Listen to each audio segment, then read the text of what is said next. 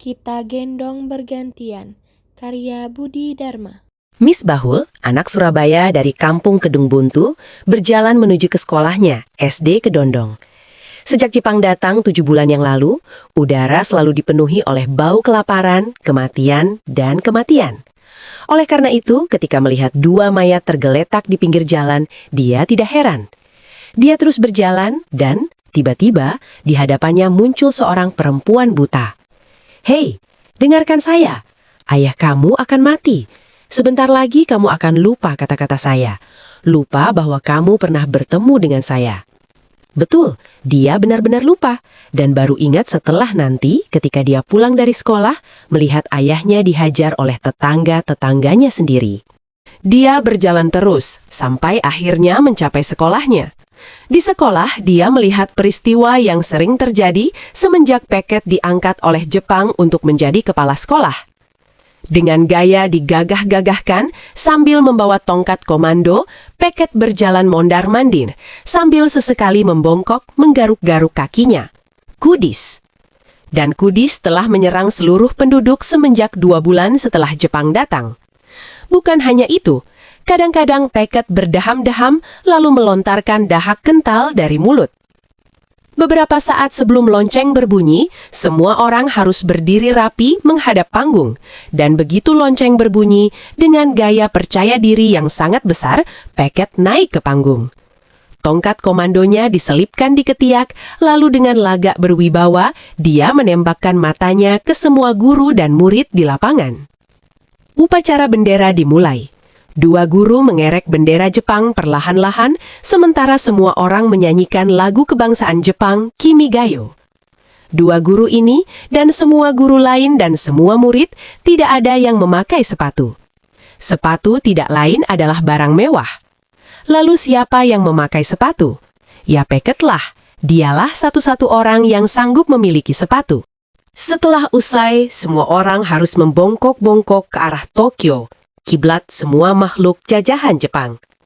Tibalah saatnya Packet berpidato.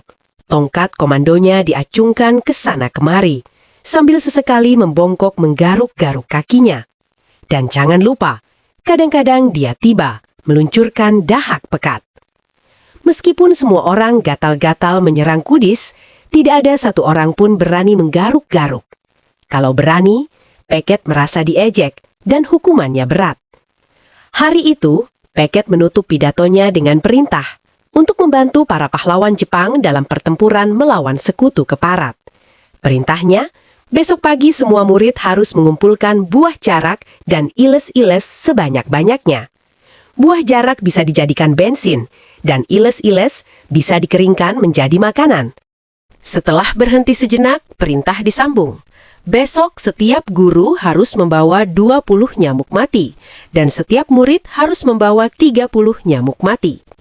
Nyamuk, kata Packet yang meniru gaya Jepang, adalah musuh bersama. Jangan heran, makin banyak nyamuk, malaria makin mengganas. Packet tidak pernah mengatakan mengenai musuh bersama lain, yaitu kutu busuk. Kabar angin mengatakan, Jepang sengaja mengembangbiakan kutu busuk. Setelah jam malam berlaku, Jepang dan begondal-begondalnya, termasuk Packet, menyebarkan kutu busuk ke tempat-tempat umum. Setelah pidato dan perintah dikumandangkan, semua murid serta guru harus berdekatan dengan rapi seperti serdadu Jepang. Masuk ke kelas, lalu Packet masuk ke beberapa kelas secara acak.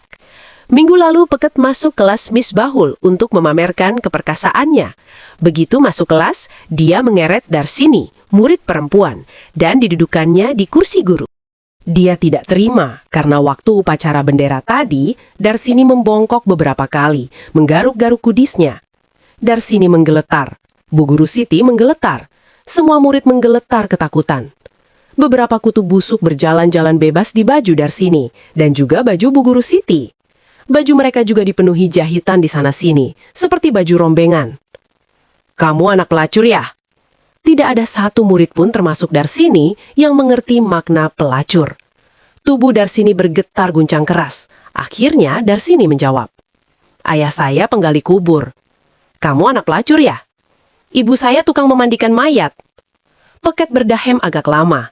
memancing dahak kental, lalu membuka mulut Darsini dan melemparkan dahak tersebut kental ke mulut Darsini.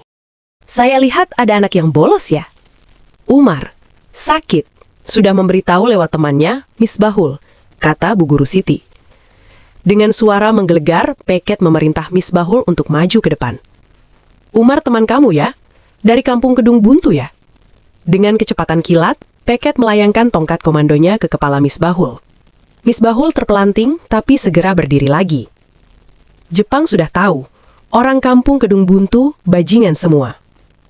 Misbahul tahu, tapi tidak mengatakan kepada Bu Guru Siti bahwa Umar terpelanting dari kuda milik teman ayahnya, Badrul. Jepang punya kekuasaan untuk mencapai apapun milik penduduk. Kalau tahu, Jepang pasti akan merampas kuda Badrul, lalu menghukum Badrul dan anaknya dengan memaksakan siksaan berat. Waktu berjalan terus. Bel berbunyi. Guru dan murid boleh pulang. Ketika Misbahul akan pulang, Peket bersiul-siul sambil mempermainkan jari-jarinya. Tetap seperti seorang tuan memanggil anjingnya. Misbahul gemetaran, tapi apa boleh buat? Kepala Misbahul diremas-remas dengan kekuatan penuh. Untunglah Misbahul bisa memendam rasa sakit. Ibu kamu lonte ya? Misbahul diam. Dia tidak tahu makna lonte. Ibumu minggat kan? Sudah hampir 1 minggu dia tidak ada di rumah kan? Misbahul menangis terisak-isak. Memang benar, ibunya pergi tanpa kabar. 5 hari yang lalu ibunya hilang. Ibumu cantik ya? Misbahul tidak sanggup menjawab. Ayah kamu gila ya? Tidak. Ya, ayahmu gila. Ditinggal minggat istrinya. Ibu kamu tergila-gila sama serdadu Jepang, kepala penjara Koblen. Barang siapa berani sama Jepang, punya 2 pilihan. 1, disiksa di gedung Kenpetai, di alun-alun. 2, masuk penjara Koblen. Kepala penjara Koblen, Tuan Matsuko, perlu babu. Tapi ibu kamu ingin jadi tuan mainan Matsuko. Tangan Pekat meremas-remas kepala Misbahul lagi dengan kekuatan penuh. Awas kalau kamu berani buka mulut tentang ibumu, sambung Pekat. Misbahul pulang, menunduk lesu, matanya membasah. Memang dia sudah mendengar ibunya diculik, dan dia juga sudah mendengar ibunya dijadikan gula-gula oleh kepala penjara Koblen. Mendekati rumahnya, Misbahul mendengar tembakan, disusul dengan teriakan-teriakan ganas. Dia lari dan melihat tetangga-tetangganya memukuli ayahnya. Dekat ayahnya ada orang berkelejatan, desah. Ayahnya tumbang. Serdadu Jepang memerintahkan tetangga-tetangganya untuk menginjak-injak tubuh ayah Misbahul. Tidak ada yang mau. Kalau tidak mau, kamu semua akan aku tembak, kata serdadu Jepang. Tidak ada yang bergerak. Ayo, injak-injak. Sebuah tembakan menghantam seorang tetangga, langsung menggelepar. Terpaksalah tetangga-tetangganya menginjak-injak ayah Misbahul. Mau tidak mau, Misbahul langsung menjadi anak yatim piatu. Tetangga-tetangga Misbahul bersujud di hadapan Misbahul, memohon ampunan. Waktu terus berjalan. Misbahul dan Umar sudah sekolah di SMP. Darsini sudah meninggal akibat tidak mau makan. Setiap kali disuapi, dia teringat dahak Peket, lalu muntah. Bu Guru Siti hilang setelah melawan Peket ketika Peket membentak-bentaknya karena Bu Guru Siti tidak berhasil mengumpulkan 500 nyamuk mati selama 2 hari. Peket menggamparkan tongkatnya ke kepala Bu Guru Siti. Namun entah kenapa, Bu Guru Siti berhasil merebut tongkat Peket, lalu berteriak, "Begundal Jepang, anjing!" sambil memukuli Peket. Bu Guru Siti hilang, dan di bawah ancaman serdadu-serdadu Jepang, suaminya dipukuli dan diinjak-injak oleh tetangga-tetangganya sendiri. Akhirnya, berita tidak jelas terungkap bahwa Jepang sudah menyerah. Pasukan sekutu akan masuk ke Indonesia menghajar serdadu-serdadu Jepang. Bukan hanya itu, sekutu akan membawa Belanda untuk menjajah lagi. Apa yang terjadi selanjutnya tidak jelas, sampai akhirnya terjadilah pertempuran hebat antara pasukan Jepang dan pasukan Indonesia. Pertempuran pertama meledak di markas Kenpetai Jepang di alun-alun, disusul pertempuran di Don Bosco, gudang senjata Jepang di Jalan Tidar. Tanpa ampun, mitralyur dan granat menghajar pasukan Indonesia. Jangan heran manakala rakyat Indonesia marah. Sangat mengkhawatirkan, Jepang sudah merampas semua senjata tajam penduduk.